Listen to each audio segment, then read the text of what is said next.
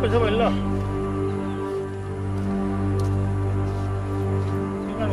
चला चला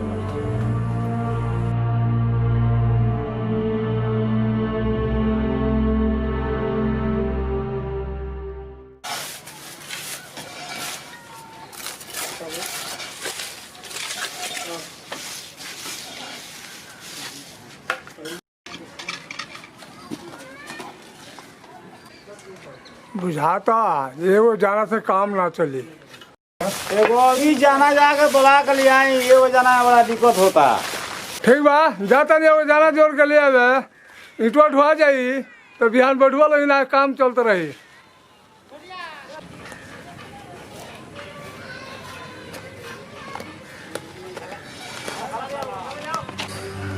हे भगवान, दिन भर खटनी है तो 100 रुपया कमैनी।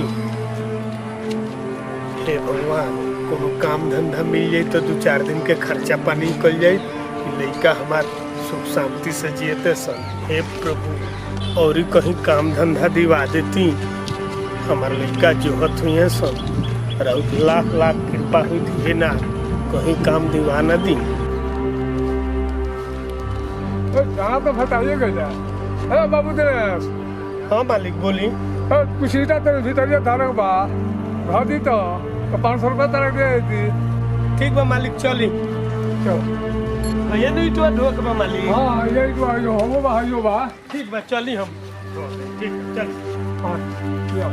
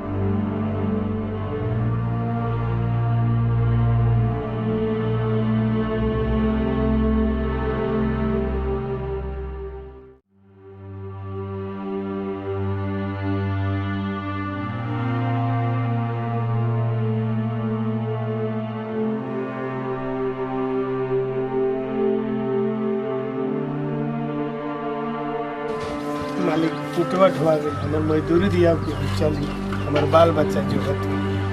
बहुत बढ़िया बहुत बढ़िया बहुत बढ़िया काम कैला बाबू हमार। हला 500 रुपया था।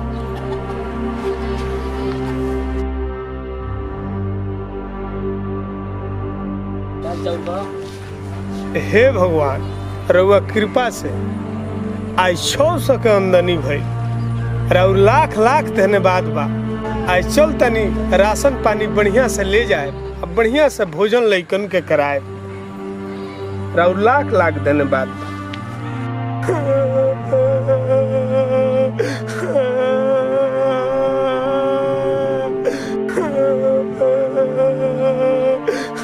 कहो दिनेश, ये कैसे मुंह उतार फूटल बावे?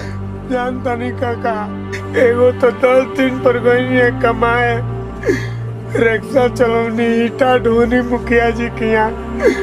600 रुपए कमा के चलौनी है कि अपना बाल बच्चा के कुछ राशन पानी कीन के ले जा। ना जाने कहाँ के लेकर रहे सब कि हमार पैसा छीन ले। ऐसे रउआ दुकान पर आ गई बानी हम। रउआ हमरा के 1 किलो आटा 1 किलो चावल दे दी, काल हम रउआ के पैसा दे दे। ए बाबू पैसा बा, हम उधार ना दे।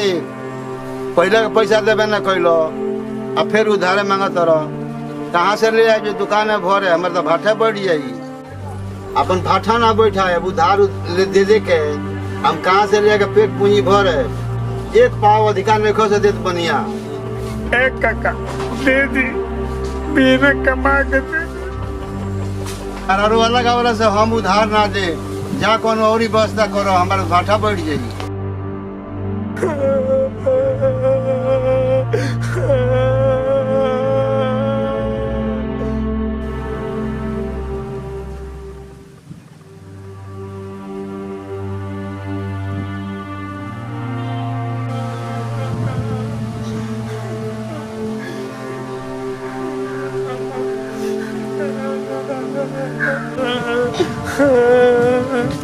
दिनेश काहे रोता रहो?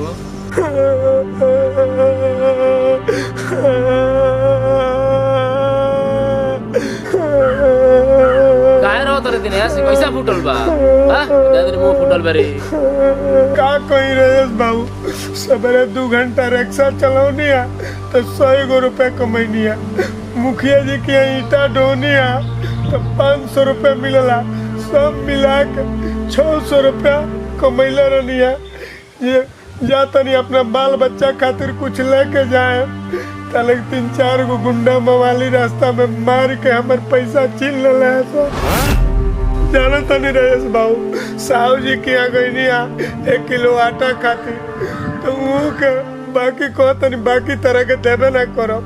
एकरा से अच्छा बा कि चल तनी फांसी लगा के अपन जान दे देवे। फांसी लगाई?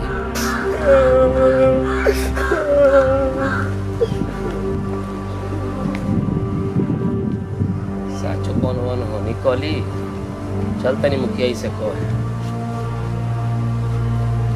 का जी राजेश बाबू कुछ चाहिए? अच्छा है ना, वही खातिर आइल बनी। लेकिन तारोहन ठीक नहीं है। हाँ रोत गइल दिन सब 1 किलो आटा करके ना दे देला। बड़ा दुकानदार भइल बड़ा का। ये तो केंगे दे दी, पहले के ले गई तो देवे ना कैलो, फिर उधारे दे दी। बड़का भारी दुकान बा, छोटी छोटी दुकान बा। ठीक बा मानता नहीं, छोटा मोटा दुकानदार बड़ा बड़का व्यापारी नहीं खो कौनो। मान लो 1 किलो आटा खाती ओकरा बाल बच्चा के जान चल जाओ, ओकर चल जाओ। कोई फसरिया लगा ले तो गाँव के लोग तरह का कही। अब गांव के लोग कहे खातिर अपन दुकानिया हम बिलवा दी। ना बिलवाई बतैलो 10 गो रुपया 2-5 वाला बिस्कुट दो चली हम। और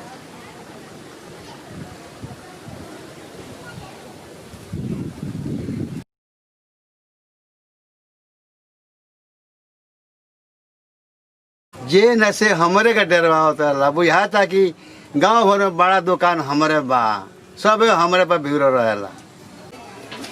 ना ना सेठ जी रउआ के बर्बाद करी है। 10 गो रुपया और बाकी रहल। ए बाबू ऐसा कहाँ खोखे नु तो हम आगे बढ़ जाए, लेकिन जे खा लेता वो दे नहीं के वो से होता दुकाने छोड़ देता लोग। हाँ पहल का 10 गो दिया गइल नु, अब एगो कॉपी दी बाकी। ए बाबू जे नशे बाकी है क्या हमारे कहाँ का होता। अच्छा ले टाइम पर और पैसा मिल जाए, चिंता मत करो।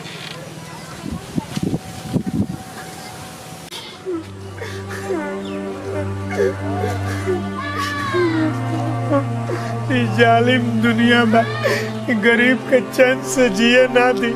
एकरा से अच्छा बा कि फांसी लगा के मर गई। ठीक बा।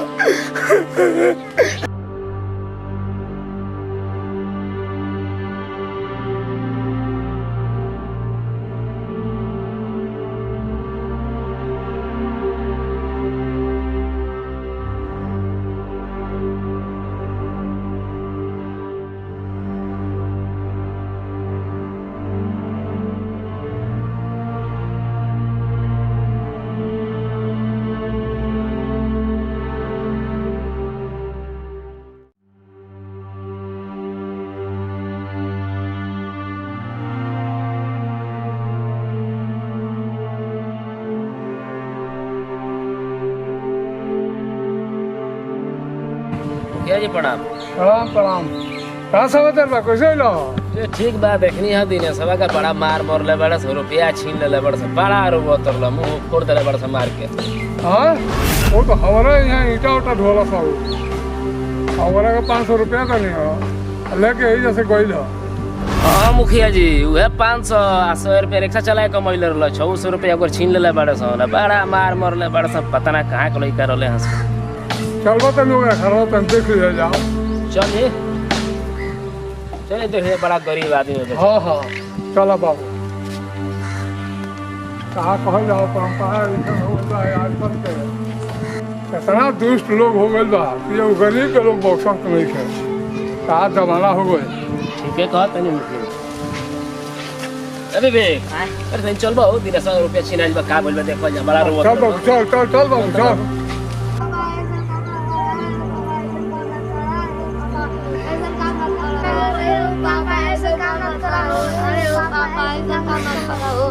अरे ओ पापा ऐसा काम मत करो। अरे ओ पापा ऐसा काम मत करो। अरे ओ पापा ऐसा काम मत करो। अरे बाबू तारण खातिर भगवान बड़े ये दुनिया हमरा के जिए नहीं के दे।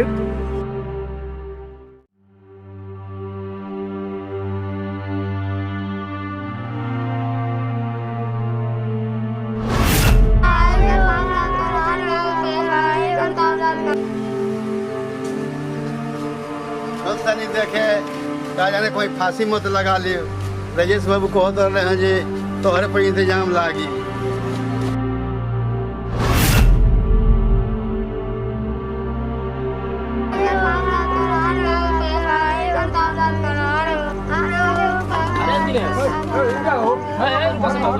क्या करते रे फांसी निकालो। हमरा के छोड़ दी लोगे जालिम दुनिया में हमरा के जिए नहीं के दे। ऐसे एकरा से अच्छा बा कि फांसी लगा के मर गई ठीक बा। तारा मरिए गलो का ये समस्या का हल हो जाएगा रही। कहीं दुनिया के लोग फांसी लगा के ना मर जाई लेकिन के के होई। उतरबा कि ना नीचे उतरा जल्दी जो समस्या बतन बताओ पूरा के पूरा कर जाई। उतरो चलो चलो हम तेरे काटा दे देता नहीं। हम जनती जे काम करबो तो वही बेरा दे देती तेरा के लो भाई।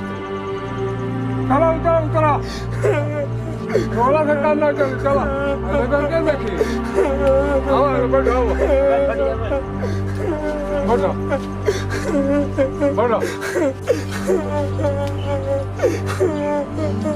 ओए फांसी लगा के मरे जात रहो लेकिन के होई तो मुझे तो ये होता आदमी।